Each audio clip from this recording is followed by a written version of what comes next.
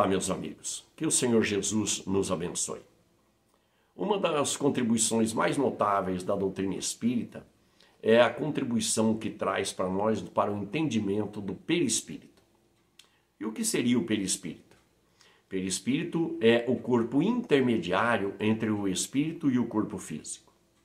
A doutrina espírita, através do Livro dos Espíritos, vai nos ensinar que o espírito é o princípio inteligente do universo. Ele é feito de alguma coisa. Nós ainda não temos possibilidade de compreensão do que é feito o espírito. Mas para animar o corpo físico, para que ele consiga experimentar a vida física, que os benfeitores dizem ser necessária para que nós possamos atingir a perfeição, e evidentemente porque numa única existência não somos capazes de atingir a perfeição, nós haveremos de reencarnar e reencarnar até que a perfeição se dê. Nós necessitamos de um corpo bioplásmico que transfigure as ideias do espírito para o corpo físico. A doutrina espírita, na condição de consolador prometido, veio nos esclarecer sobre todas as coisas, nos fazendo lembrar das coisas que Jesus havia dito. E no campo do perispírito, a doutrina espírita é muito clara. Mas não é da doutrina espírita a criação da existência do perispírito, mas é a doutrina espírita que vai nos explicar do que se trata. Nós encontramos nos anais dos estudiosos da humanidade, há milênios, referências e nomes diversos a esse corpo intermediário entre o espírito e o corpo físico. Entre os egípcios da antiguidade, entre os hindus, no Extremo Oriente, mesmo na Grécia, com os chamados filósofos, existia referência, e ao longo do desenvolvimento da humanidade nos últimos séculos, os pensadores da natureza humana também concordavam entre si da existência de um corpo intermediário. Nós podemos buscar no Livro dos Espíritos, nas questões 93, 94 e 95, informações iniciais a respeito do perispírito. Allan Kardec pergunta na questão 93 se existe algo que reveste o espírito ou ele se encontra nu no plano espiritual. Os benfeitores vão dizer que existe uma substância que o reveste, fluídica, não perceptível por nós outros, mas fluídica, e que permite ao espírito elevar-se na atmosfera e transportar-se aonde queira, no mundo espiritual e aqui no mundo físico.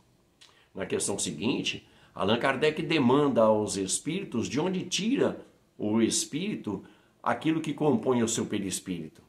E eles vão responder, os benfeitores, de que a matéria que forma o perispírito, embora seja sutilizada, volátil, fluídica, ela é retirada dos elementos que constituem o planeta em que o espírito se encontra.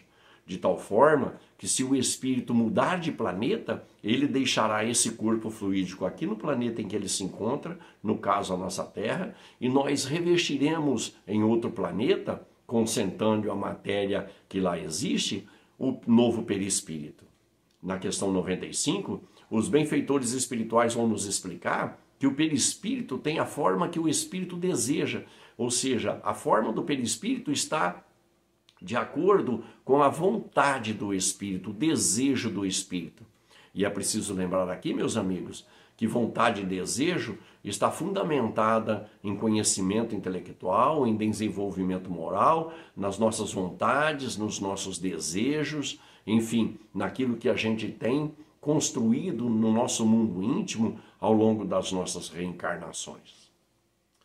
Os benfeitores espirituais ainda vão nos dizer, na questão 187 do Livro dos Espíritos, que essa troca de perispírito, quando passamos de um globo para o outro, ela se dá com a velocidade de um relâmpago, ou seja, por um instante mínimo que seja, o espírito estará na condição de nu em relação ao seu perispírito, mas é uma condição sine qua non a presença do perispírito junto ao espírito no globo físico em que ele está presente. O corpo bioplásmico, ou psicossoma, ou corpo perispiritual, meus amigos, tem preponderância sobre a formação do nosso corpo físico aqui na Terra. E notemos do que se trata. O Senhor Jesus vai dizer para o cego de nascença que o pecado ele acaba por macular o perispírito e, consequentemente, o corpo físico.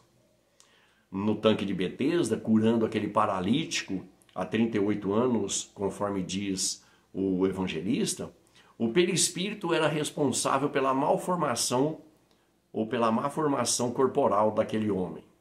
E o Senhor Jesus vai dizer para ele, objetivamente, para ele não pecar mais, para que não aconteça algo de pior.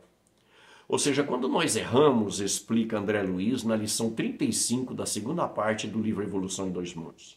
Quando nós erramos conscientemente, quando sabemos que estamos errando, quando o nosso conhecimento é deixado de lado e praticamos coisas que sejam pejorativas, negativas, prejudiciais ao próximo, nós acabamos por macular o nosso perispírito na região correspondente, e essa mácula será filtrada pelo corpo físico, se não na reencarnação que o espírito se encontra, mas numa outra para o futuro, no futuro, será causa de sofrimento, porque o corpo físico haverá de filtrar essas energias em desalinho, seja provocando uma doença, uma má formação, um mal-estar.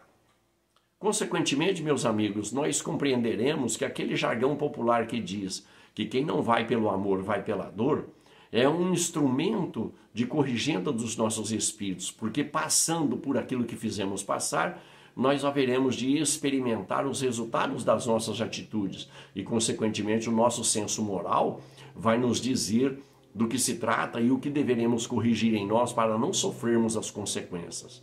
Evidentemente, o perispírito registra e ficará registrado enquanto nós não eliminarmos essas energias em desalinho provocadas pelo pecado, pelo erro cometido, através da filtragem do corpo físico. Mas essa não é a única possibilidade. Pedro, o apóstolo, na sua primeira epístola universal, vai dizer que o amor cobre uma multidão de pecados. O que significa dizer que quando nós nos voltamos para a prática do bem, para o voluntariado, para o trabalho, enfim, na seara do Senhor Jesus com amor, com dedicação à causa, com entendimento, nós acabamos por livrar o nosso perispírito das energias menos felizes que incrustamos nele em função dos erros cometidos. Então há a possibilidade de nós redimirmos o nosso passado através de ações no bem no presente.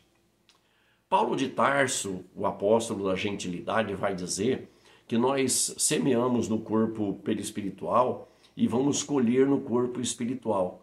Ou nós semeamos no corpo corporal, melhor dizendo, compreendendo as lições, e vamos com isso incrustar no nosso corpo espiritual aquilo que no mundo espiritual nós haveremos de manter registrado. Ainda uma vez é preciso pensar nas consequências. O perispírito tem sido estudado ao longo da natureza humana, do desenvolvimento da natureza humana.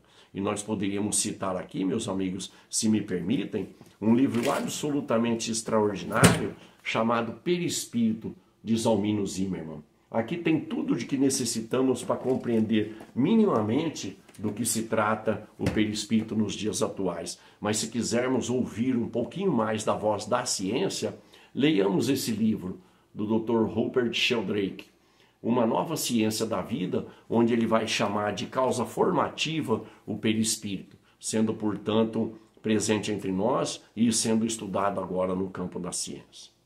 Nós podemos melhorar muito a nossa condição perispiritual, melhorando o nosso espírito, porque ele sempre será reflexo do progresso que o espírito já conseguiu, já conquistou. Pensemos nisso e sigamos caminhando sempre com Jesus, nunca sem Kardec, mesmo junto à ciência humana. Muita paz a todos.